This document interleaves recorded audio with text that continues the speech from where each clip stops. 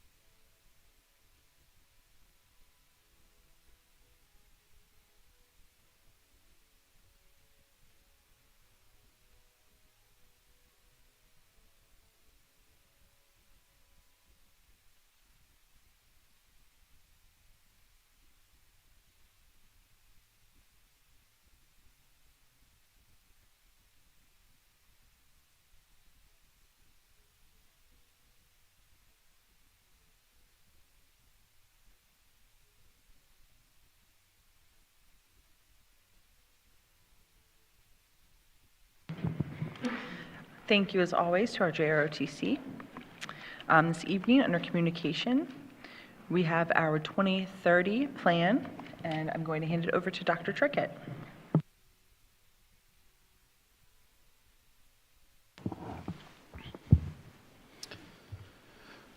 Thank you, President Cocker, and thank you to our junior ROTC for presenting the colors this evening. Today, I have the opportunity to address the board and our community really about, again, another exciting time here for the district. 3 years ago, probably close to the week, or definitely within this month, we began work on our last strategic plan. And that vision was created, our goals and subsequent action plans were led and facilitated. And for the last 3 years, our district has been focused on creating a place where students love to learn, our staff love to work, and our community members love to live. And that vision is really beginning to resonate within our community. However, that vision and that process we went through was a 3-year process. And fast forward to today, 2025, we're nearing the end of that 3-year time together. So tonight I'm here just to share with you the process and a proposed timeline to continuing our visioning and core ideology work and our strategic planning focus for the next 5 years, hence the 2030 focus, or the creation of our 2030 strategic plan. One thing we know as a team as we begin this work about a year ago with our students is, again, going back to that vision. And we feel strongly as a leadership team tonight that the vision should remain the same. I think there is too often in education, districts shift, often with change in leaderships or change in boards, or perhaps based on new initiatives that are led at the state or the national level. I think it's really important for our community and for our district to remain focused on what we created 3 years ago. I think it creates a sense of consistency and stability throughout the district. Also, the work that we've been doing has been focused on our profile of the Wilson graduate. And these attributes that we've created as a team over the last few years still really remain key to our vision. When you look at those attributes, when we talk about those attributes, it's hard to argue that those aren't things we would want for all of our children, whether they're children in our care as our school district, whether they're own children, whether they're children in our community that we're charged with helping become life, career, and college ready. So we are proposing that our profile of the Wilson graduate continues to remain the focus of what we do and guides the work that goes into our strategic planning process. Some key elements of our work as we continue this process over the next 6 or 7 months will be focusing on specific district core values. We have core values that are posted on our website. We have things that we say we value that should guide our work. We may even have some core purpose beliefs or statements listed. But we feel that, though, this is a time to really revisit and refocus on those pieces to ensure that they truly reflect the needs of our organization. So we'll be doing that work as a team, and which I'll talk through in our timeline, but also just want to make sure that people understand that the next layer beyond our vision, before we get into our goals, is really a more clear definition of what we value and what our purpose is as a school district entity. The 2030 plan is being presented to be really reflective and responsive to the district vision and include feedback from students, staff, and our community. Again, you see the theme there, students first, staff, and the community. We are currently leaning towards developing 5 goal statements that will allow us to create action plans within each goal with measurable outcomes. So currently we have 6 goal statements, which I think has served us pretty well over the past 3 years, and I've been before this board in the community a variety of times talking about mid-year goal reports, end-of-year goal reports, start-of-the-year goals, really trying to focus that down perhaps if we can to 4 or 5 goals to tighten things up a little bit and do less better. The work within there is the action plans. It's the work that we do to try to achieve those goals and move closer to our definition of excellence. So one of the key first steps that we've embarked on before even addressing the board with regards to our timeline has been involving the voice of our students. So again, about a year ago, we created a superintendent's advisory committee, which is made up of students from all across the district, every single building. The principals were directed to give us a very representative group of kiddos. Kids are involved in all different types of activities and those who are not involved in any, and truly to ensure that the voices from all the students were being heard. And we took that opportunity working with our students really throughout the last year to have them engage in dialogue around our vision. One of the first times we were together, we asked them to describe what a place where students love to learn feels like. What does it look like? What does it sound like in your classroom? And we've continued that conversation every single time we've met, which led to their analysis of what they believe we're doing really well. They've created themes for us based on discussions that they've had. They've presented those themes to their peers. And most recently when we met, they actually developed 3 goal statements from all their shared experiences throughout the school district, things that they believe that this board and the administrative team, our teachers, and our community should prioritize as we move forward for the next 5 years. In addition to creating those 3 goals, they also began conversations around what are some of the action steps that should be taken. And I just want to pause here again and just reflect on the fact that our kids, the people that we are charged to serve, have been working on kind of enhancing the vision and the goals for the future of this organization. And just want to honor them and thank them for the work that they've been doing. It is not easy to stand in front of your peers, typically in this room, 30 or more kids, and to have every voice be heard. But I can assure you that that's the culture that's been established by the kids and by the leaders that we have in these groups. It's really been inspiring for all of us that have been a part of it.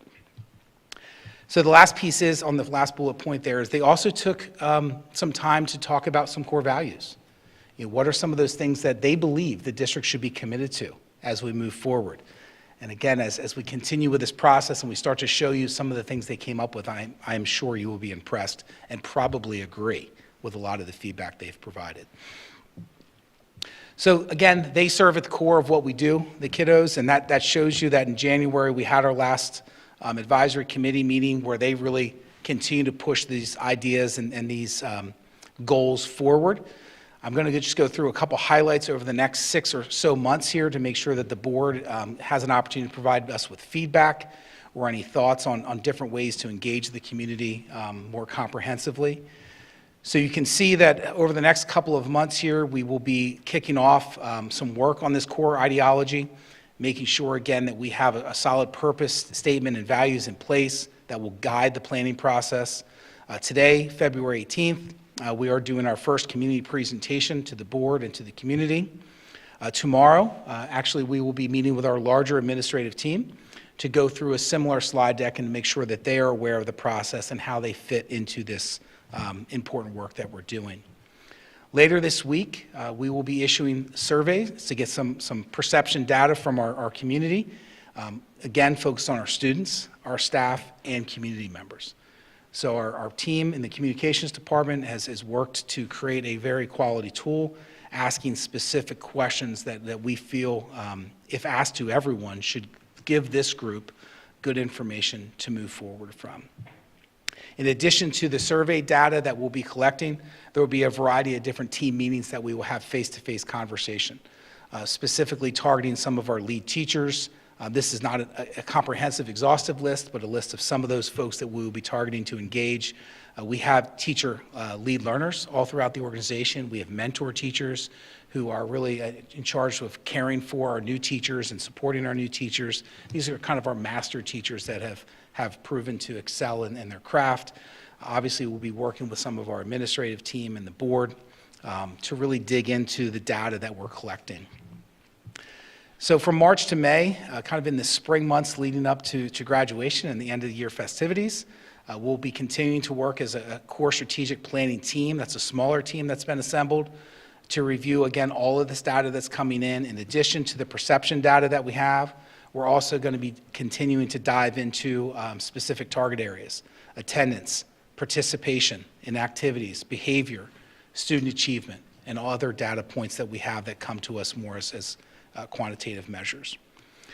The plan then would be through those spring months to finalize all of this into our document, again, in a very similar fashion, having our vision, our core values, our purpose, and then establishing our 5 goal areas. And then each year, we would have different action plans in place to address and try to show progress, meaningful progress, on each one of those 5 pillars, if you will. So each year, the goals would be the same, but the action items and the focus underneath those goals would shift throughout that 5-year planning process. We would engage, again, the board as we get closer to possibly end of June, early July, to really finalize this process and make sure we have agreed upon documentation. And then we would be present to our staff at our welcome back ceremony in August. And typically, the way that happens is it coincides with a board meeting. So the final board public presentation of this process and our agreed upon goals for board approval would occur likely at the end of August or beginning of September. It will be included in our year in review in our mailing that the team has put together. Now this will be our 3rd year of doing the year in review. So really trying to coincide that document this year with not only wrapping up the current school year that we're in, but also launching us into the next 5 years. So that publication could take on a slightly different form as we have a larger shift this year. And then the last piece on here is just this idea of creating a custom website that would serve as kind of a publicly facing portal for all of the work that we're doing to ensure transparency, to ensure that the board is updated, that the community is aware of what our priorities are, where we're going, progress towards those goals. It's something that I believe in, and hopefully it's something that you've seen evidence of since I've been in this role as superintendent. I believe that we need our true north. I believe we have to have a direction that we're moving. Actually achieving every piece of each goal isn't necessarily the task. The task is to continually get better, to use data to drive what we do, listen to our kids, listen to our parents, listen to our community, listen to our staff, and just try to get a little bit better each and every day. So that's our commitment to you as a board of directors, and that's our commitment to our community. We'll continue to keep you aware and updated on our process. But again, I just wanted to take a few minutes this evening to share our timeline moving forward. At this point, open it up to any questions or conversation that the board may have.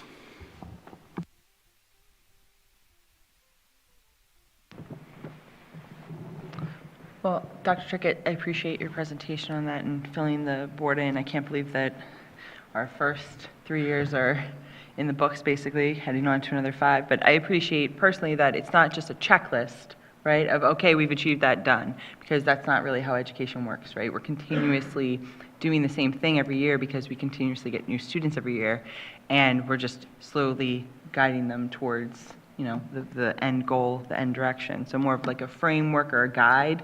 I think that's a really good way to frame it. So I appreciate that. Thank you. Any other comments or questions from the board? Okay, and we'll have another presentation with, you know, concrete goals, but I appreciate the kind of the preview. Thank you, Dr. Treckett. And just checking, Mrs. Burkholder, we don't have any public participation this evening for agenda items? That is correct. There's Okay. none. Thank you. Then I'm assuming, Mr. Maravich, you don't have an announcement? Okay. So on to executive session. The board did meet in executive session prior to tonight's meeting to discuss real estate matters. And on to approval of minutes. Looking to approve the minutes of the school board meeting held on February 3rd, 2025. Looking for a motion. Schneider, so moved. Mr. Schneider, thank you. Do we have a second? Denny. Mrs. Denny, thank you. Any discussion? Okay, this is a voice vote. All in favor? Aye. Opposed? Motion carries. For committee reports, for student outreach tonight, Ms. Isabel Negrini could not be here, so in her place, Ms. Amy Tran, we'll pass it to you. Last week, our elementary schoolers celebrated the 100th day of school with various fun activities. This past Thursday, Wilson High School Mini-Thon hosted their annual Kids Night Out at the high school, where over 100 students participated in a night filled with fun. Many of our autistic support students at the high school attended Alvernia University's yearly Night to Shine prom, an inclusive event for special education students to celebrate the incredible people that they are. Congratulations to our boys and girls swimming and diving teams for finishing first in the BCIAA League. Congratulations to our competition cheer team for placing 9th in the nation at nationals in Disney. A few weeks ago, our winter athletes at the high school celebrated their MVB. This tradition allows for students to celebrate a Wilson teacher or staff member who made a significant impact on their life. Tonight, the Wilson High School Treble and Select Choirs will perform their yearly February concert at Wilson West. The concert's theme is Dreams and Imagination. Our Performing Arts Center is making a lot of progress as we continue to move closer to the finished product. Thank you very much for filling in tonight and for your report. On to the Finance Committee. Mr. McCray is not here, so Mr. McCree. Good evening, all.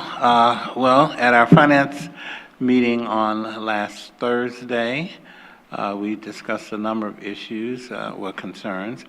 We did review the 24-25 fiscal year budget through December for a financial update, and the general fund had a projected deficit of $1.3 million versus the budgeted $5.9 million. Deficit due to the state budget increases and favorable local revenue and favorable expenditure variances. The food service fund finances are on track with the budget. Average breakfasts served per day up by 82 meals per day to 2210 per day, and average lunches served per day up by 153 to 3312 per day.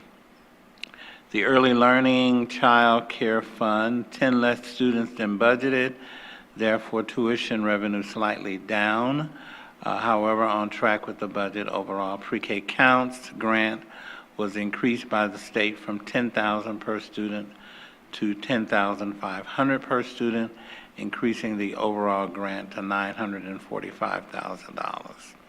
We also talked about a proposed tuition increase to the early learning, preschool rates increase of $10 per week, and for before and after pre-K counts tuition a $40 per week increase for tuition equity based on hours of service compared to the preschool rates. These rates will be on the next board agenda and that's for 25-26. We also talked about 25-26 budget preparations, reviewed some revenue assumptions, including real estate tax base decline growth, net of real estate appeals, reviewed the governor's state budget proposal. His proposal did provide some increases to the district in basic education funding, special ed funding, and the Ready to Learn block grant. He also proposed a cyber charter, school tuition reform with an $8,000 per non-special ed student annual tuition. Lastly, we did review expenditure budget assumptions, including additional phase-in money for the Phase 2 construction project, operational expense trending, debt, and salary increases and pension increases assumptions. And we did lastly have an executive session regarding the district's census database and related tax levy. That ends our report. Thank you for covering tonight, Mr. McCree, and for your report. On to operations, Mr. Case. Thank you very much. We had our first joint facilities extracurricular meeting just shortly before this meeting today at 4:30. A couple things. We kicked off with an Eagle Scout project. Colin Wilcox was stopped by to present his project for a food pantry that he's building within the district, and he was approved to move forward with that project, which is great. Christine Schlossman talked about the capital funds plan update, which basically right now we have $3.1 million of approved spending for this year. We have spent $1.3 million, and we have $1.6 million left to spend as of December 31st. Capital reserve activity is healthy in the account. We have 10 years of capital expenses covered, which by law we need to have a certain amount of years out to cover those. And with regard to the Performing Arts Center, we have spent $8.3 million. We have $15.4 million left to spend, and of the contingency budget that was originally $490,000, there's $290,000 left to spend within the contingency plan. Talked a little bit about the 2021 C-bond. That was originally $45 million for the Performing Arts Center and also Phase 2, and that is looking to be spent down by 2026. And moving on to extracurricular, do you want me to talk about that, or did you want? I can finish going through. Let me finish, and then I can wrap it around to. Well, so technically. How do you want to handle this? No. So technically now operations committee, it covers all of those all the time. Oh, I get it all. Yes. Oh, okay. So great. that is the new operations committee. I Have missed fun. that memo. Okay. So from an extracurricular perspective, we discussed the board policy update of Board Policy 711. Our administration team has been working with our legal team just to kind of shore up some of the, that policy, and there have been some changes that will be presented to the public in the near future. We also talked about Huddle. I brought up at our last meeting, kind of feel like a grumpy old man that I brought this up, but I brought it up regardless. Trying to watch a basketball game on the new Huddle for the Wilson School District site, and I just want to kind of clarify, just in case anyone's listening to the 5 people or 10 people that were listening in the school board meeting last week. I apparently am watching the Huddle games through my Samsung television, through the native browser on the television, which is probably something that you shouldn't do, because what we have learned is that if you watch the Huddle games that are in the gym and some other areas within our school district, if you watch it through a computer or a PC, it's going to be much faster. So the jury's kind of still out on commercials, and we are going to obtain pricing for what that model looks like. For right now, we have a free service with Huddle that is loaded with commercials, in my opinion, and if we obtain pricing and it's reasonable, maybe that's another conversation that we'll have in the future on whether we want to promote commercial-free entertainment, if you will, or not necessarily entertainment, watching games. So more on that to come. So next was transportation, and we learned about the bus patrol. We had the first month results in, and there were 114 events recorded for the time period between January 6th and January 31st in our school district. Just to give some context, if we were in an inner city, that number would be quadrupled. But out of the 114 events, there were 94 citations that were provided. Now, we bring this up because this is not a profit center for the district, but this is a matter of changing behavior. If you remember years back, there were several of us on the board and in the community that have just witnessed people in complete disregard of passing school buses that had their red lights on. So, it took quite a bit of time and effort on the administration's part to get here, and I'm very proud that our district is here. But long story short, once we have about 3 months of reporting, I'm looking forward to the administration coming back and providing a report, because the reporting out of this system is phenomenal. We can kind of take a snapshot now of kind of where we're having trouble spots within our district, on what buses, on what roads, because this is all captured with GPS as these things happen. So when you talk about, if we truly want to make kids safer in the morning, we know what times these are happening. So it's not just hearsay.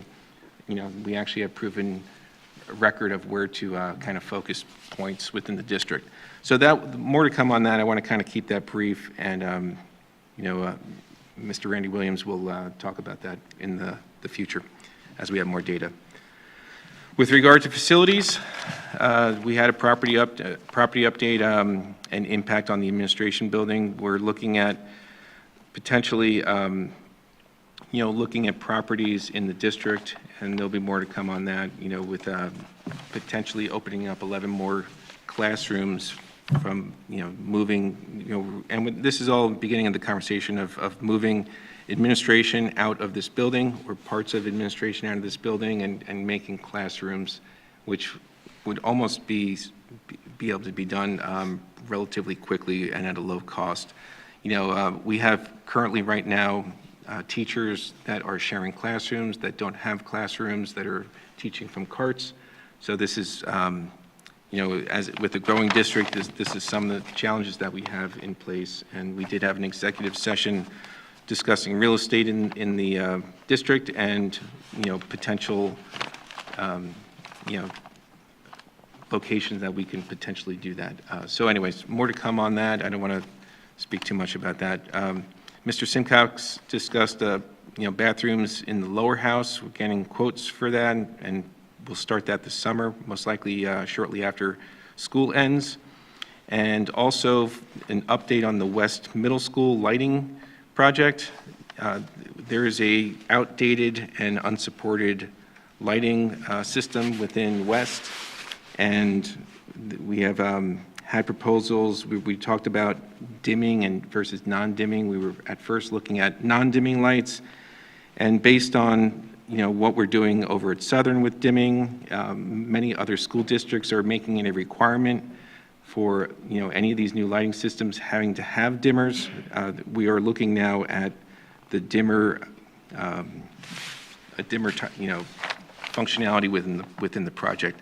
This project is not cheap. However, it's $833,000. However, there is a one-time rebate. There's also a cost savings of $47,000 a year with this project. So this would pay for itself within a reasonable amount of time, and so it's a great thing. And then also for the annual replacement savings, right now with the antiquated system, we're spending a lot of money trying to find parts to keep I wouldn't say antiquated, it's not that old, but an aging system that's not supported live. We have classrooms that are dim, et cetera. So this is something that we would be looking to start in the summertime. It's a long report. let's see, timeline on Lincoln Park and Southern Middle School. So some good news on the Lincoln Park front. You know, we've had very positive news with soil stabilization that and what we can actually build upon the site, and some of the mitigation things that we've done for the buildability and construction ability on the footprint. Also, some great news has come in where at first the architects were proposing, due to the water pipelines and main pipelines that are near the property, we were originally looking at tanks and pump houses, et cetera, to make the property functional with the school. And one of the latest good news reports is that Shillington Water there's a main pipe that is nearby in another area that can be tapped into, and Shillington Water can help us tap into that and make that possible at a much more reasonable cost, which is fantastic news. And just in general, the zoning in general is going well with Spring Township, and Mr. Simcox is working with all the local areas and entities that and that is going well. A quick update on the Performing Arts Center. The weather has been not so great lately, but so on an exterior perspective, it may look like we're not making as much progress, and that is probably the case being with the weather. But however, the indoor progress is moving along at a much better clip. For staffing is kind of dedicated more towards the indoor. And I believe that is my report. If I'm missing anything, please keep me honest. Thank you. I don't know when our next meeting is, but 17th. next month. Perfect. All right, thank you. Okay. Thank you for your report, Mr. Case.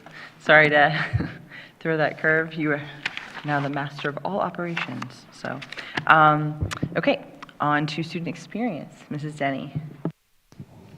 Thank you. We had our first student experience meeting last week. This was the first meeting under the revised board groups, which combines student services and extracurricular, the non-operations portions of extracurricular. And I think it was a really great move because so much of what happens at Wilson is about the student experience, which extends far beyond extracurriculars and co-curriculars. So I thought it was a really positive meeting. We spent a large portion of the meeting discussing safety and security. And I think it's noteworthy that Dr. Trickett talked about the strategic plans tonight because a large component of the 3-year strategic plan was safety and security. And what we discussed at this meeting was sort of the culmination of what had been part of the 3-year plan. And I say sort of the culmination because that's something that will never be done. It's always something we're working on as a school district, and it changes, as was discussed for the 5-year plan. But Dr. Hoffert and his team has worked really hard on this to make our school as safe as possible for everybody involved. So some of the stuff that got discussed is the staff and administration have continued to do incident response trainings to make sure that they are able to address that. The school has also done rotating security assessments of buildings. This is done on an ongoing basis so that each school gets assessed and they identify issues and make them better. One of the issues that's on, or one of the items that's on our agenda number 9.3 is Navigate 360. And this is a system that's going to use technology to bundle visitor management, a panic button, and emergency management system.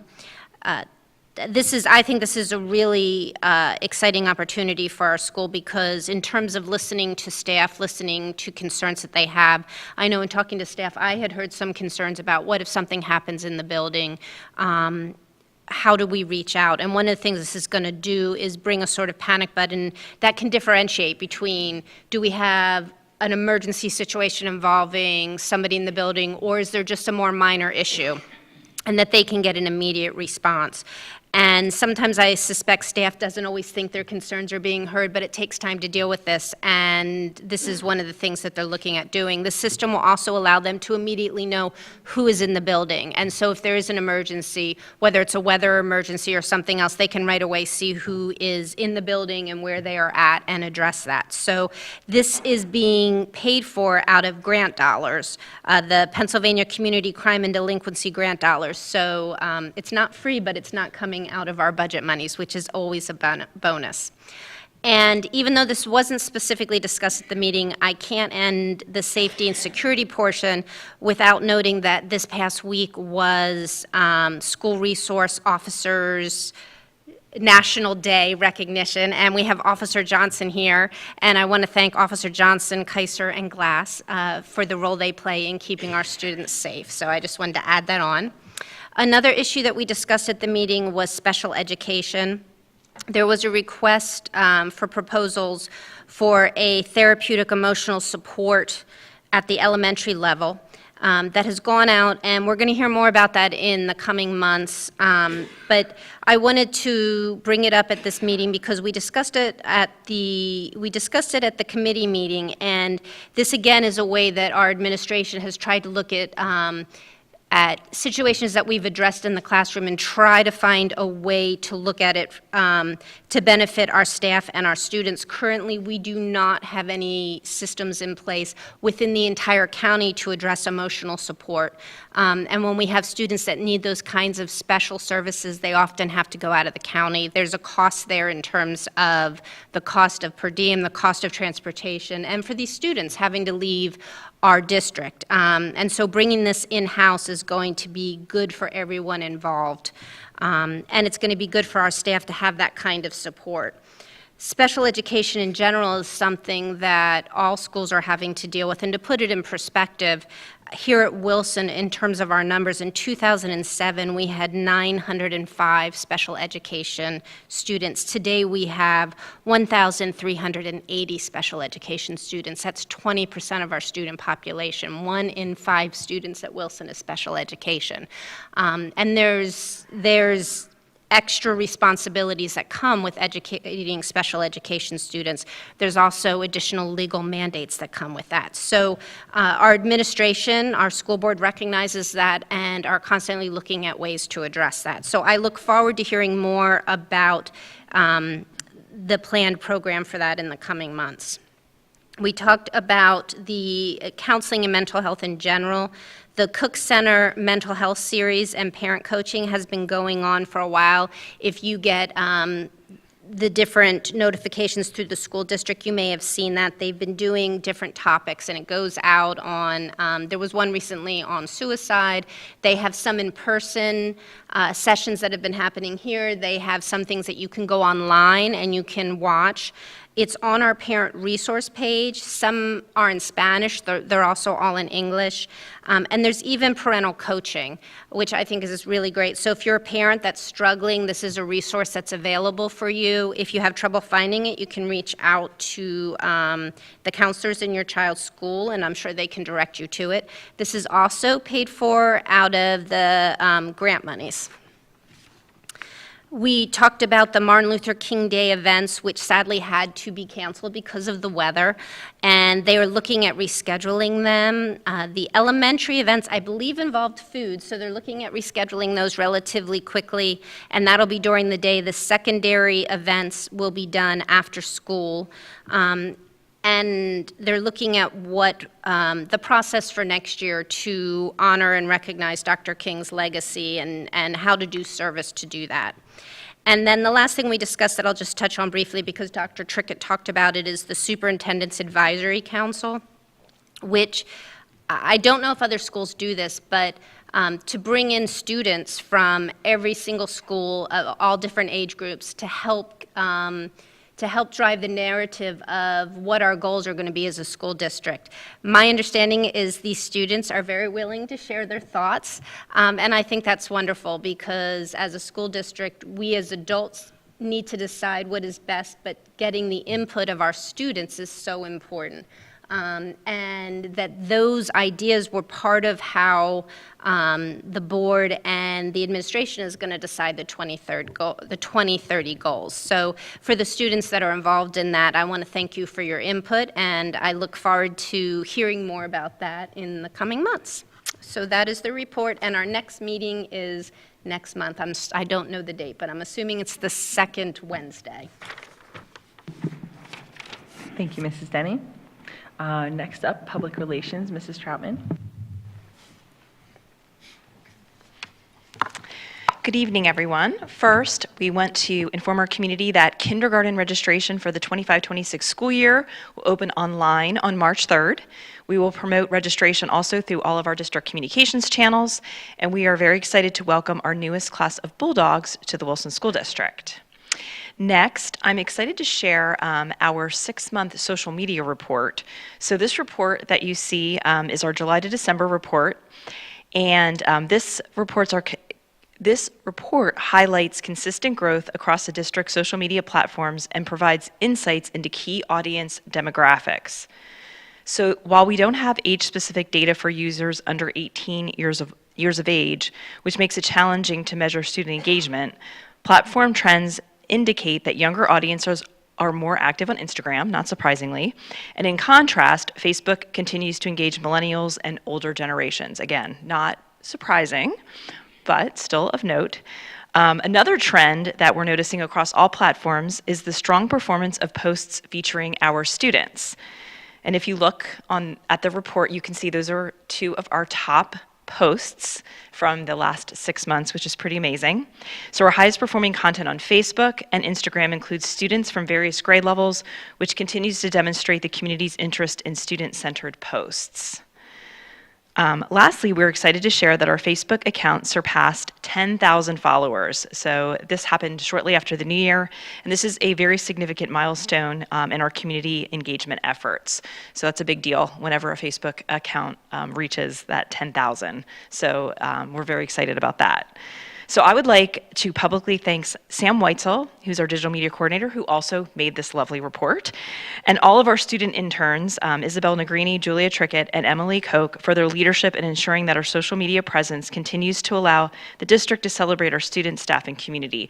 Again, we would never be able to do what we do on social media without our amazing team. And student interns is just such an incredible thing, and we're so grateful to the school district for having a wonderful program that we get to benefit from every year. So thanks to everyone who has continued to grow our social media presence. Thank you.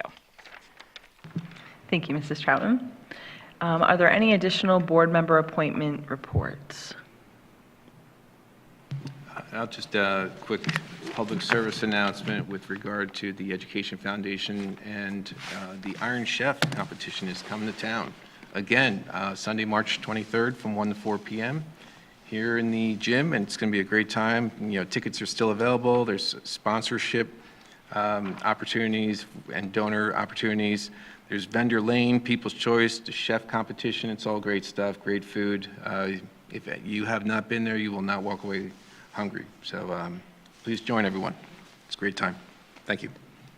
Thank you, Mr. Case. Any other board appointment reports? No? Okay. Then, Mr. Maravich, do you have a report? Okay, just checking. Okay, on to treasurer's report. Mr. McCree, are you prepared for that, or should I just open it up? Okay. Mr. McCree. Yes, I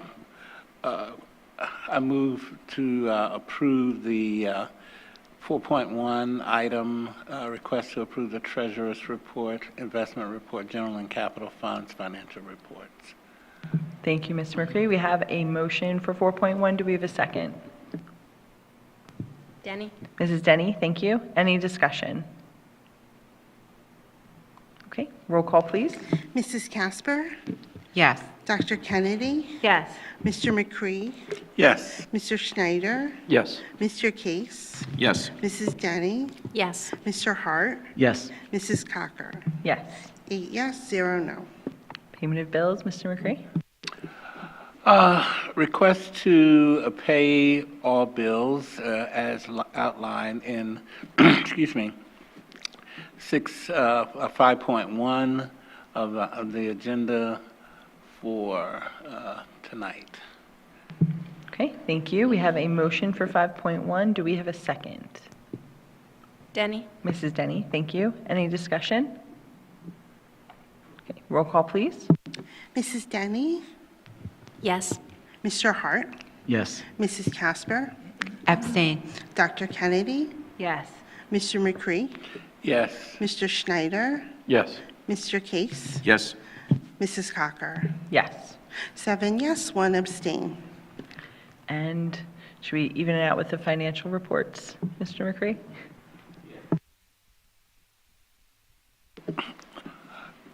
Motion to approve financial reports for the month as presented for the cafeteria, January 2025, child care, same month, activity accounts for Southern Middle School, Wilson West Middle, and Senior High School as well. Thank you, Mr. McCree. We have a motion for 6.1. Do we have a second? Denny? Mrs. Denny, thank you. Any discussion? Okay, roll call, please. Dr. Kennedy, Yes. Mr. McCree, Yes. Mr. Schneider, Yes. Mr. Case. Yes. Mrs. Denny, Yes. Mr. Hart, Yes. Mrs. Casper, Yes. Mrs. Cocker. Yes. 8 yes, 0 no. On to superintendent's report. Dr. Trickett? Thank you, President Cocker. Just present a superintendent's report, items 7.1 to 7.7. We do have one additional retirement. Janet Sharp did meet the retirement deadline. Congratulations to you on reaching this point in your career. A few resignations, a few hires under support staff, and then also this is the time of year where we have on our spring extracurricular and coaches. So that list is presented, mostly complete. There's a few open items on there that will come before the board at a later time.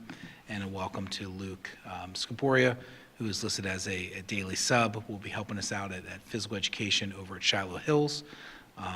Well, we have a teacher that's out. So welcome to Mr. Scaporia. That's my report. Thank you, Dr. Trickett. Looking for a motion to approve superintendent's report 7.1 through 7.7 as presented. Mr. McCree, thank you. Do we have a second? Schneider. Mr. Schneider, thank you. Any discussion? Okay, hearing none. Roll call, please. Mr. Case, Yes. Mrs. Denny, Yes. Mr. Hart, Yes. Mrs. Casper, Yes. Dr. Kennedy, Yes. Mr. McCree, Yes. Mr. Schneider, Yes. Mrs. Cocker. Yes. 8 yes, 0 no. 8.1 consent items, looking for a motion to accept with gratitude the following donations.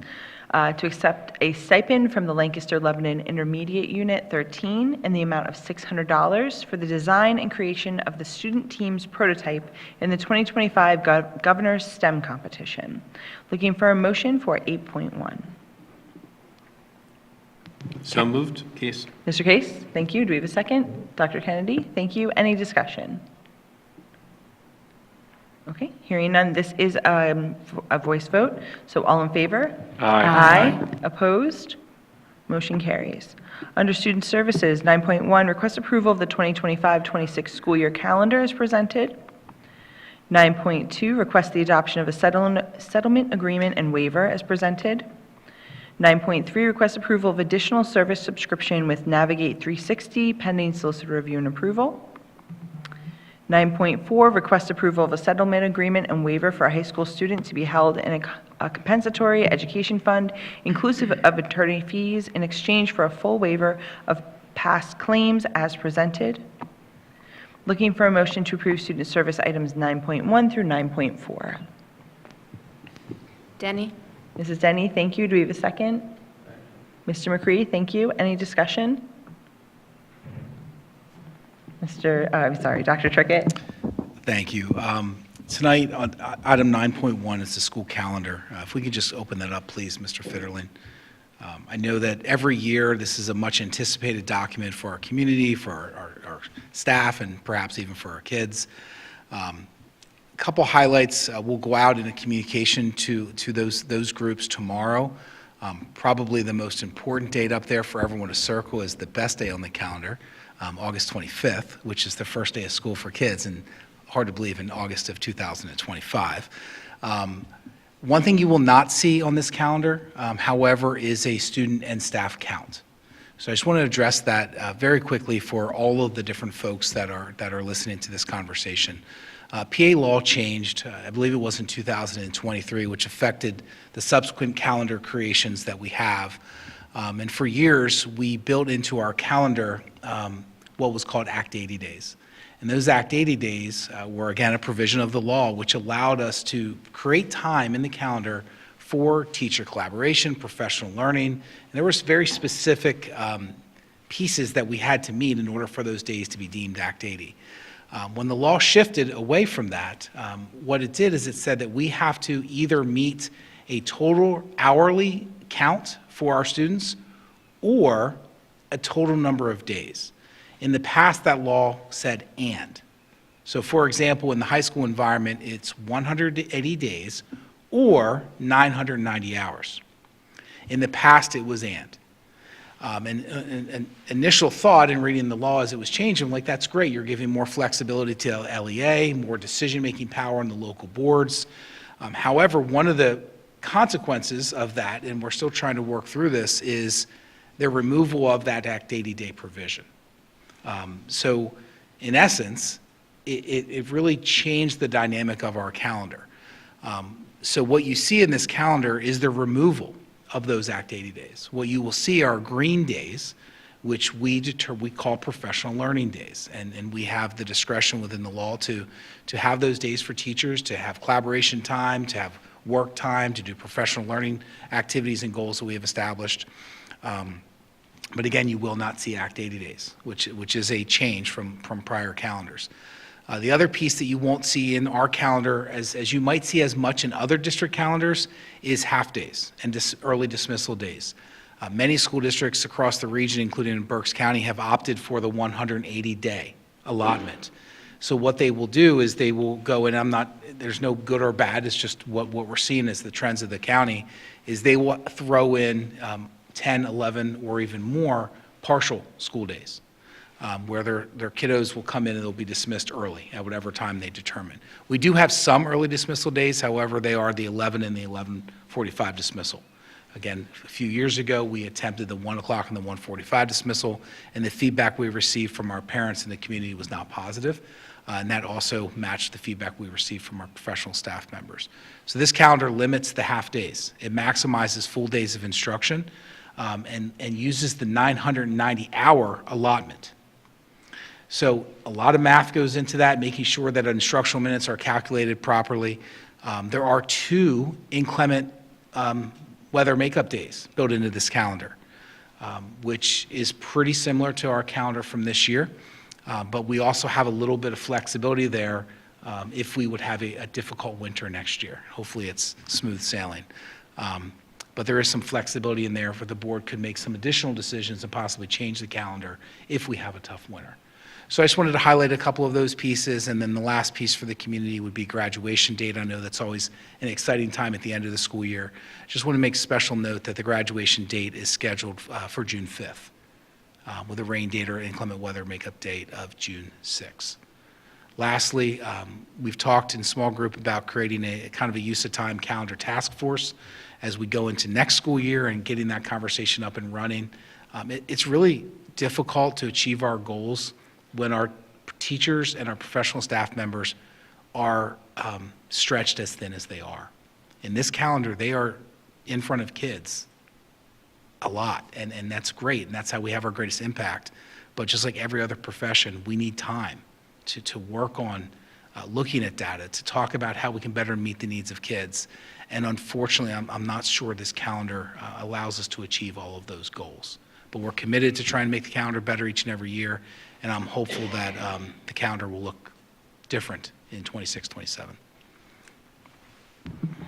Thank you, Dr. Trickett, for making those observations and pointing out the important information on our calendar. Are there any other questions or comments? Can we pull 9.4 out separately? Okay. So I will, okay.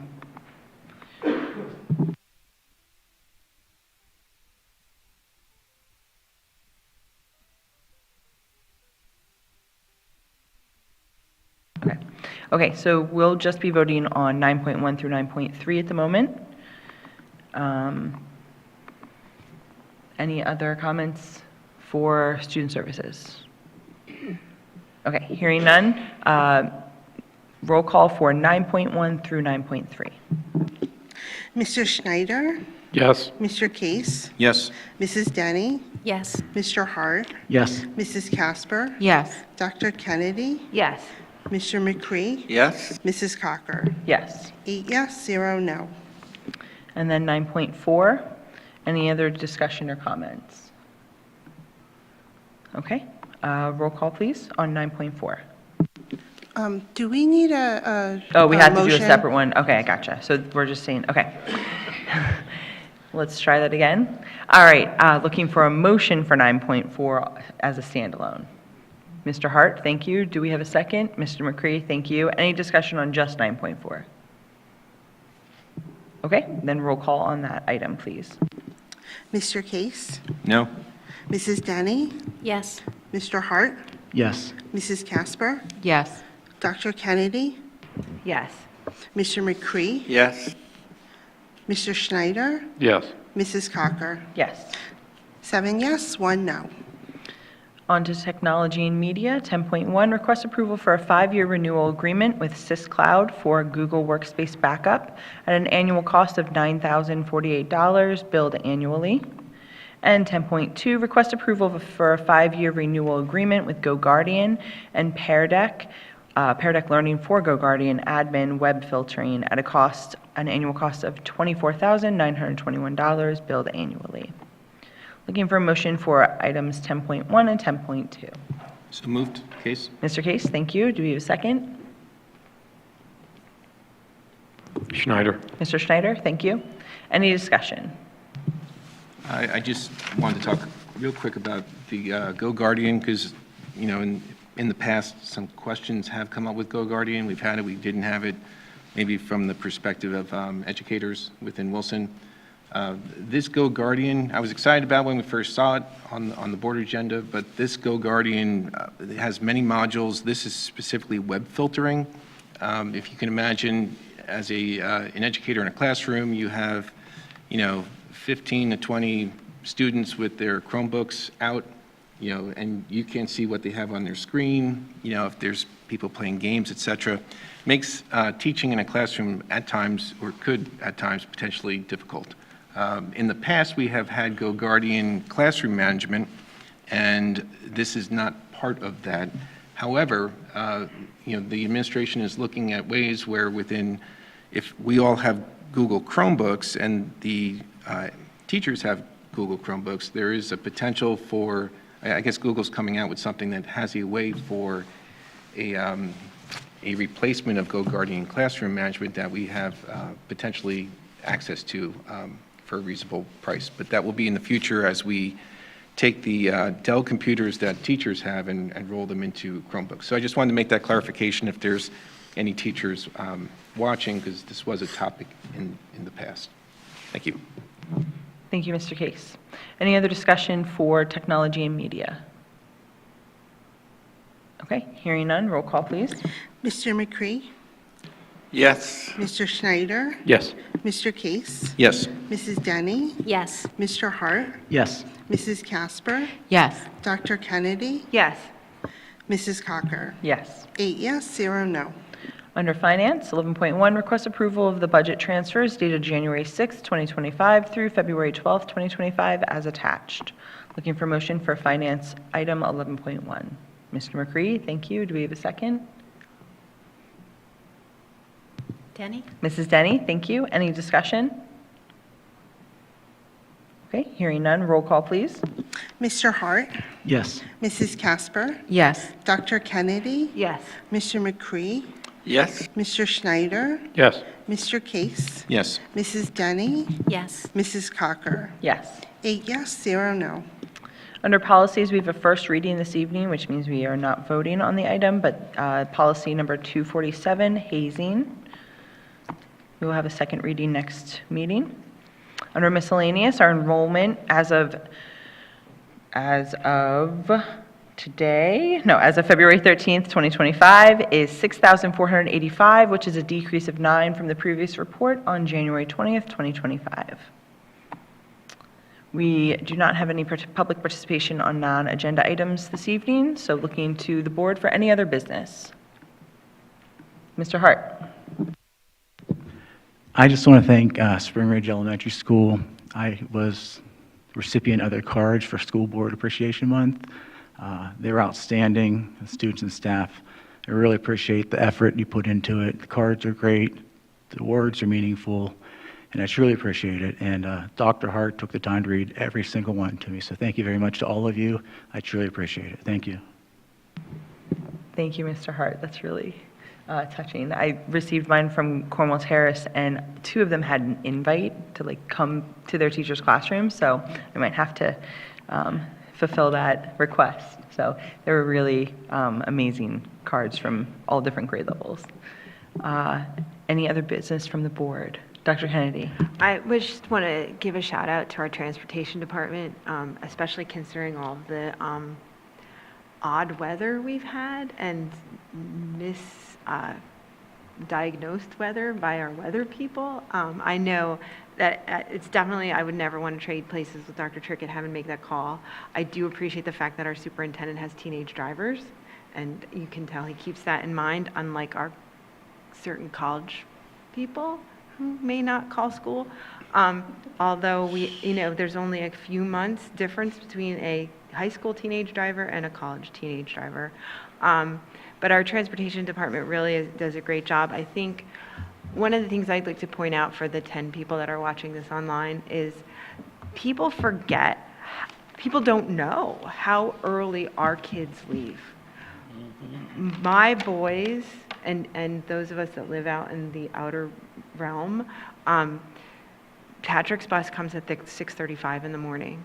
Tanner's bus comes at 6:38 in the morning. Our kids are going to swim practice. Football, if you're one of the people that throw the ball or catch the ball, you're at the gym at 6:15 in the morning some mornings. And I appreciate not having to have my kids have to be in a car with a teenage driver at 6:15 in the morning. And same thing with our walkers. I know that I have a very long, very tall driveway, and I may or may not have fell on my hiney a couple days this week. But I can only imagine the kids walking to Whitfield, the kids walking to Cornwall Terrace, that, it's for some people that are leaving for work at 6 o'clock in the morning, they're not having time to sweep their sidewalk. So it's a pain in the butt to have to, when you have a full-time job, and to try and wiggle your kids and how you're getting to work and your kids are getting to work. But it's, and then when you leave for work at 9 o'clock, it looks completely different. I can guarantee you my driveway alone looks very different at 6:30 in the morning than it does at 9:30 in the morning. And it's a real struggle for some families to try and find coverage.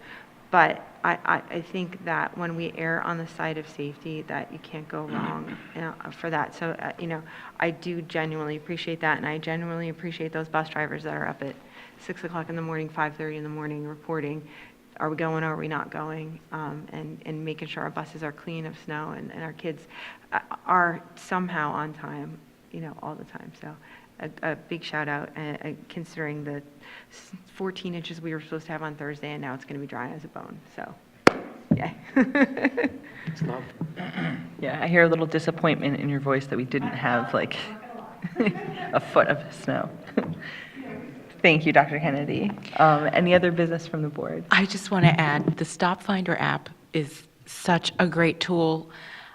I would never let my kid leave the house unless I know, the bus is I can see the bus is up there. Okay, you have 2 minutes, and you only have to be in the freezing cold for 2 minutes. So it really makes a heck of a difference in our timeliness in getting to the bus stop and avoiding, the harsh weather at the bus stop. So thank you for Stop Finder. Especially when your teenager refuses to wear a jacket in winter. So the least amount of time at the bus stop, the better. Agreed. Thank you, Stop Finder. Any other business from the board? I just want to bring up a topic, and and I want to, and this is from a place of peace and love. This is a place of trying to really understand and concerned as a society and for our district with lawsuits that just continue to grow. We talked earlier about IEPs and the growth of IEPs, the growth of special education, not only in our district, but across the country. And I guess my question is, I'm sure our school district misses things, but where is I'm trying to understand the line of accountability between the school district and parents. If someone is identified as special education and it is missed, I would imagine there's categories of parents that may be hesitant of having their child identified as special education. I'd imagine that there's parents that want to push their child into special education, and maybe they shouldn't be identified as that. I'd imagine there's all sorts of parents that maybe don't want to identify as special education, or they are identified but they want to take advanced classes. Or I'm sure this runs the whole gamut. So, if you start going off the path, and I'm just talking in generalities. If you start going off the path of an IEP that a school district is asking and providing, where's the accountability if something comes back years later to say, we didn't take care of someone's child? So, I don't know if that's I'd be all about, if this is a difficult question to answer and people need time to prepare a response, I'd be all about that for maybe our next board meeting. But I am struggling with, just this, a culture within America of the burden continuing to just be more and more and more on a school district. We are going to break as a society if this continues to happen. It's not sustainable. At some point, we're going to have half of our population is going to be have an IEP, and maybe everyone at some point will have an IEP. For public education, you can't sustain having an a la carte education and bound by the multiple rules. And again, I'm just a taxpayer, but I'm sincerely trying to understand where this is headed and where this is going to go, and if our society is just going to collapse at some point. At some point, I don't know. I'll pause there, and please, anyone shut me up, and just, if this is worthy of a response and a conversation just in general. And again, I mean, my specific question is, where is the accountability of our district versus parents or in working with parents, and how do we address this going forward? Because parents are going to miss things, the district's going to miss things. How do we work together and not get into litigation? Thank you. Dr. Trickett? Yeah, I very much appreciate the statement, Mr. Case. I don't think I have a response to that right now, but this idea of balancing responsibility and care is something that we take seriously and something that we are engaged with our team every single day. But your message is definitely not lost on us, and it is a challenge. We have 6,500 students, and we're charged with meeting all of their needs every day, regardless of their strengths or their areas of need. It's challenging. It's very challenging. So we can continue the conversation on what that could look like, to have some conversation additionally with the board. But obviously, some of what you see and the board has to make decisions on is times when, we come to some type of a mediation or a settlement situation, but what you don't always see is the thousands of situations that are going very well. So, we kind of hit the board with all the positives and unfortunately some of the things that aren't so positive, but there's so much in between to celebrate, and I don't know if we always, report on that. But we'll get together with our team and talk about ways to continue this conversation. Appreciate it. Thank you. Thank you, Dr. Trickett. Any other discussion from the board? Okay, hearing none. Looking for a motion to adjourn. Schneider, so moved. Meeting adjourned.